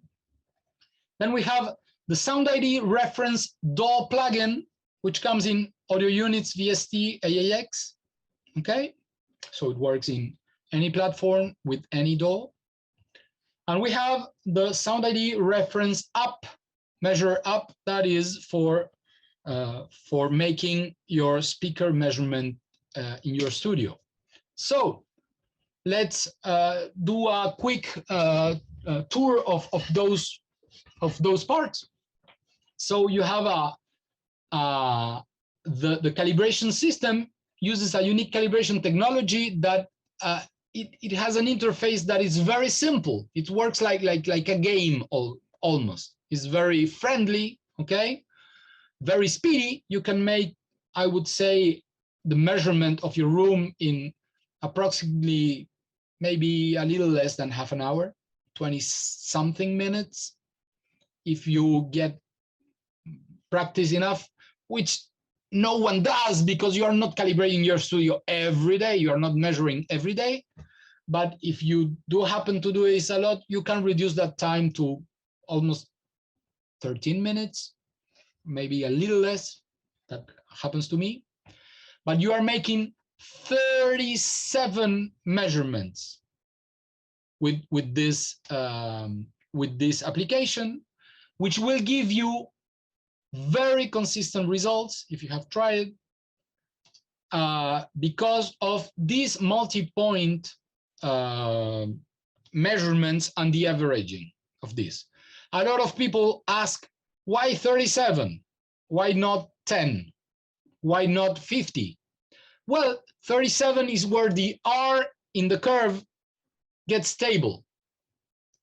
It's when doing a 38th or a 39th or a 45th doesn't change a lot the averaging afterwards.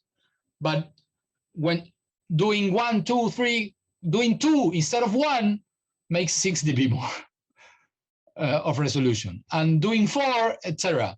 And so the curve gets stable at 37. Okay, believe R&D, they are clever guys, clever than me in all the cases. Okay, so it identifies with chirps the mic location. Okay, it sends chirps to the head to your speakers, and it tells you where the microphone is, and it guides you to the correct place where the software wants you to measure. And once you are getting stable in one point, it takes the measure, it sends the impulse, log sine sweep, whoop, whoop. Okay, and there are, I think, plenty of videos of people doing the measures. There's one of mine, I think, in Spanish. I will make a new one soon, accelerated, so you can see it in the website or in YouTube, for instance. Okay, so you can make target adjustments. You are not obliged in Sonarworks to use a flat curve. You can equalize your reference in order to get at the target you want, because unisex is not uniform, okay? And your needs, you may need a different thing. There is one for listeners, what SoundID wants to say is that perfect is customary, is for each one, perfect is different, okay? So why shouldn't that target curve be different, okay? Even in a calibrated paradigm, okay? Custom doesn't mean uncalibrated. Please don't confound those two terms, okay? I'm sorry, the chat is, I would love to come back on that on the end. I don't remember on what, Jean-Francois, I just, please, afterward, you remind me if we have time. So there is the possibility to check your mix using 20 predefined environment simulations, what is called a feature called translation check. I don't use it, but that was a feature request by many users that, for example, want to mimic what used to be some customary things that a lot of people were used to, like, for example, the classic car check for the mixes, or the control room AL check, or the listening in the less than best situation, or in the boombox, or in that model of the boombox that made, I don't know, some golden ear engineer that said that everything he listened was through a pair of white cone speakers, and that was his secret. And then everybody started to mix in something that has white cones, because else he wouldn't, as this was the holy grail for guaranteeing success in making a hit. Okay, so you can simulate studio speakers too, okay, with this system. You can, that's not a given, you can enable and disable the calibration with a single click and be able to compare. Not all the system can do that, okay? As I said before, the audience can connect and use a free app in iPhone and Android. And at the same time, there are more and more integrations with Bluetooth earbuds, where you get the calibration of the earbud built in the DSP of there. So you don't need any app. You just use the app as a console for setting, for getting the setting of what you need for the calibration. And once you have it, you listen to Spotify or to whatever you want with your calibrated reproducing system. Okay, so you have the system that goes for speaker and headphones with the measurement mic. That will be this product. Whoa, it's green. Difficult to show it. Yeah, that's it, Michael. Very good. Thank you. That's it. It wasn't rehearsed. I don't know Michael, I can tell you, okay? Okay, this includes the Measure app, the DAW plugins, the system-wide app, 400 headphone profiles, more than 400 headphone profiles, so your headphone will be there, unless you have a headphone from Mars. And even if you have a headphone from Mars, you can set your headphones to Riga, to Sonarworks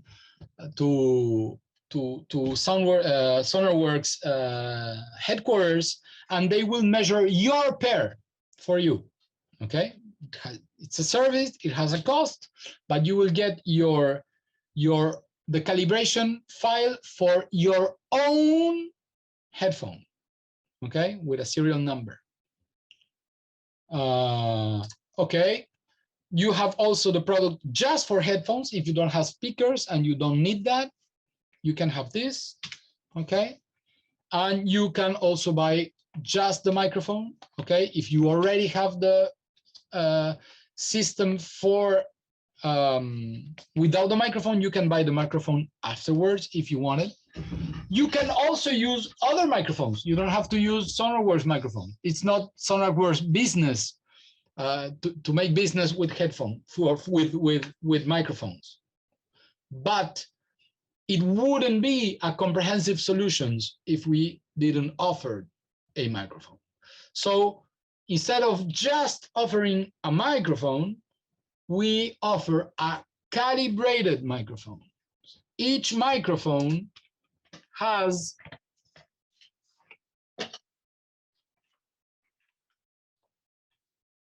a serial number, difficult to see with the chroma key. I'm sorry. The effect is very nice though, okay? There was a, let me see if I can show you, wait a second. I will try to show you. Again, this is my mistake regarding the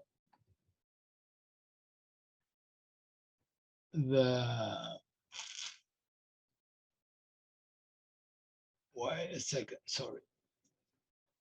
Almost there. Okay, here it is. Boom. Well, that's it. So you have the serial number that you enter in the software, and it will take from Sonarworks side directly the frequency response. Each microphone is measured at the headquarters, and that curve is taken there. So you have an accurate measurement, okay? Can you make it with another microphone? Yes, you can. As you see here in the animation, you can use another, and you can even load your the frequency response if you have for that microphone. Not only that, in order for you to be able to use the microphone with other software, if you want, for other, for example, Smart or any other kind, you can use it because Sonarworks will provide you with the calibration file so you can use it in other things. Okay. Ishai, I have an EMM6, so I use that. They also have their own profile permit. Perfectly. That's a good example. And it was not rehearsed also. Okay. So this is how the app looks like when you are measuring. Everything is very easy. It is very, as I said, it's like almost like a game, and it's really intuitive and easy. The way it's built and the way Sonarworks wants this to work is to be able to be used not only by engineers, but also by musicians and people who care about technical but aren't technical. So that this should be available to all kind of users so they can focus on the music and take away the technical part of it. Okay. 37 points, and then I think I can come back to the other presentation. I'm sorry, because this is in Spanish and not good for you. I'm sorry to go back and forth the presentations, but I think it's better for you, so I can show you all the information I want to show you. So there you go. Perfect. What are we promising, or what do we want you to feel? We want you to feel confident. We want to build confidence on what you're listening on your B chain, okay? In order so you can focus on your music instead of worrying about your technical, about your setup. It is not a good thing when you are equalizing to ask yourself the question, what am I listening to? It is very troublesome to have that kind of feelings when you are equalizing. When you are compressing, when you are producing music, you should care about wow, that's cool. Yeah, that's the groove. Yeah, that's the thing. That's what you should care about. Not, are people going to hear what I'm hearing now, etc.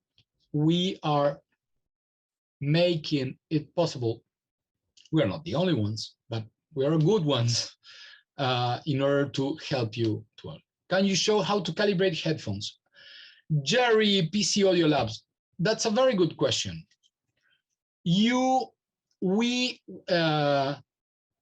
In order to measure the headphones, that those headphones are measured at the headquarters in Riga. So you are not able to measure headphones with this system. The headphones have already been measured for you. What does it mean? It means that for every kind of headphone, every brand and make of headphone, there is a batch of headphones that is measured with a system, custom system, in Sonarworks headquarters. And an average is found that works consistently in all the headphones of that batch.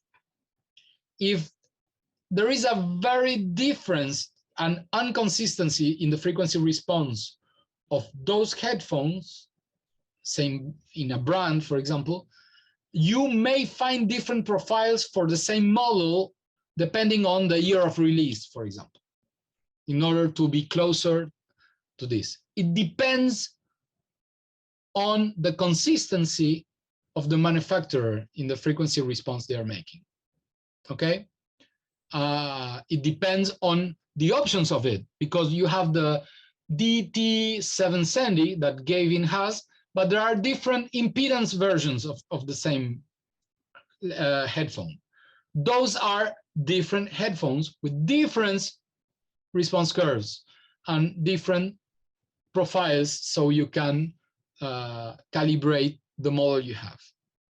If you want, yes, you can do the ultrasound. You can do more than 400. I mean, the list is enormous. You can go to the website and see all of them there. At the same time, if yours happen not to be there, or you happen to want to have a perfect measurement of your headphone, if average is not good enough for you and you want your model of your serial number, your actual headphone, you can send it to Riga and it will be measured for you. And if they don't like it that much, they will even give it back to you with the calibration curve. But if they like it too much, they may keep it. So beware. Okay, they will pay you. Okay, so I hope to have answered. Yeah, that's it. Confidence in your music. Translation, make the right input, the right impact on every listener. Okay, be able to collaborate more effectively. Of course, if I am working here and Ishai is working at his home and Michael at his home, we are all working on the same piece of music, and that happens a lot today. And COVID did that a lot for make a huge advancement in that way of producing everywhere. It would be much easier and effective if we are having the same impression in order to have opinions on music and not about how we are listening to the music. So if we all listening to something that is more closer, more similar, that translates better between our monitoring systems, we will get to an agreement easier and faster. That will make collaboration more effectively. I work a lot remotely. I do remote mixing for a living from several years ago. And one of the biggest problems I have found in the past when doing revisions of mix is that they are listening it in such a way that is very different to mine. And no one is the correct one, okay? But it's like when you can tell that for sure when you are telling 6 dB out, when you are 6 dB away. I mean, I've been mixing for 30 years. You might not like what I mix, but I am not 6 dB away of any mix. Not today, not any longer. Okay. I can be 2 dB away. I can be 1 dB away. I can be 3. I don't know. It depends on a lot of things. But I'm not 6 dB away. If I'm 6 dB away, we are not listening to an accurate reference, both of us. Okay? And Sonarworks can help bridge that gap to make us closer. So you will work less. Okay? You can get more of your existing gear. This is this is not alchemy. This is not turning shit into gold. Nobody can do that. Okay? But this will help to get the most of your gear. Okay? This will allow you to work on headphones with confidence anywhere. In the park with tomatoes and lettuce, if you want. I will answer some of the questions that are there. We can stay a little more. We have like 10 more minutes. So the winner of the license, Alejandro, this is going to be a raffle taken from the people of headquarters. I could arrange this, but maybe it's not fair to the people who already left the room. So we have the registration and we can go there.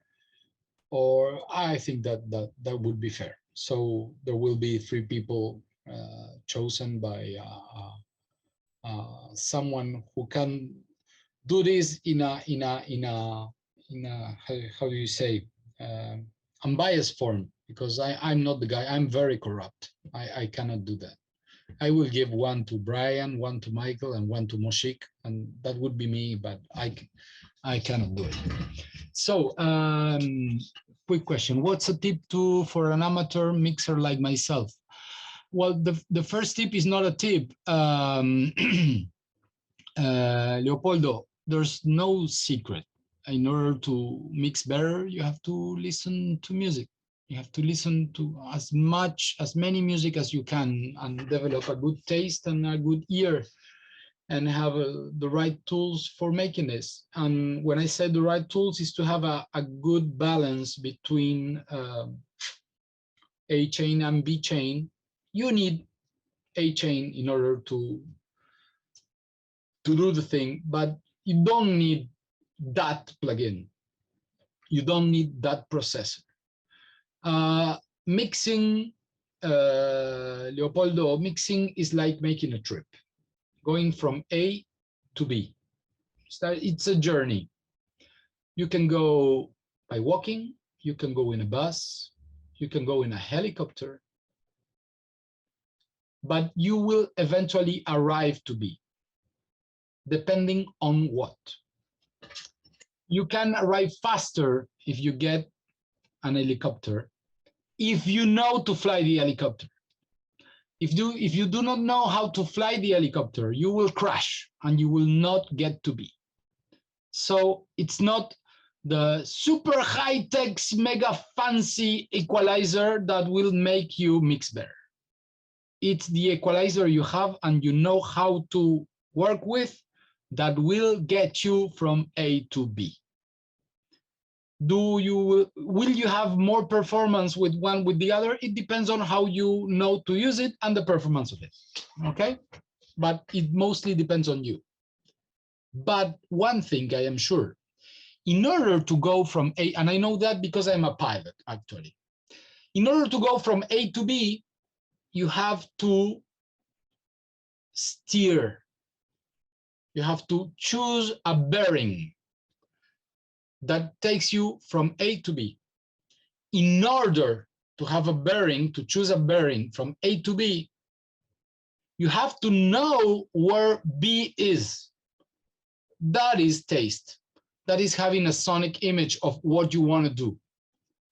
But to have a bearing, you not only do need to know where B is, you need to know where you are, and that's A. And A is what is given by the monitoring system, by the B chain. if your monitoring system is not accurate, you have a wrong compass that is telling you a wrong bearing, and you will eventually get to B, but by dead reckoning instead of going in a straight line. So it's a combination of the right tools,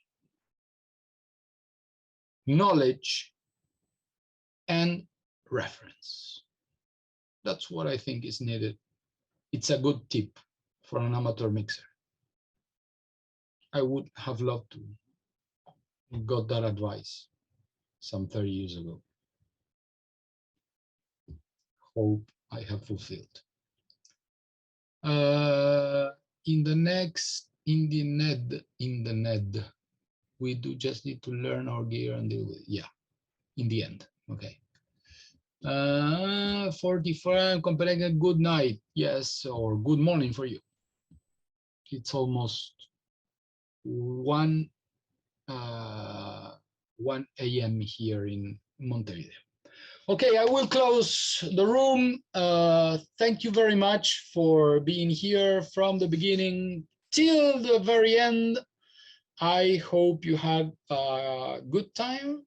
It was really, I enjoyed very much talking to you. I hope the video will need to be edited for sure, making it shorter, and it will be posted in YouTube, and it will be available in the Sonarworks website. So if you find good use of it and you want to recommend it, be welcome to do that. Okay, bye to everyone. Great to meet you. If anyone wants to reach me, you know the email. I'm ready for that. Goodbye.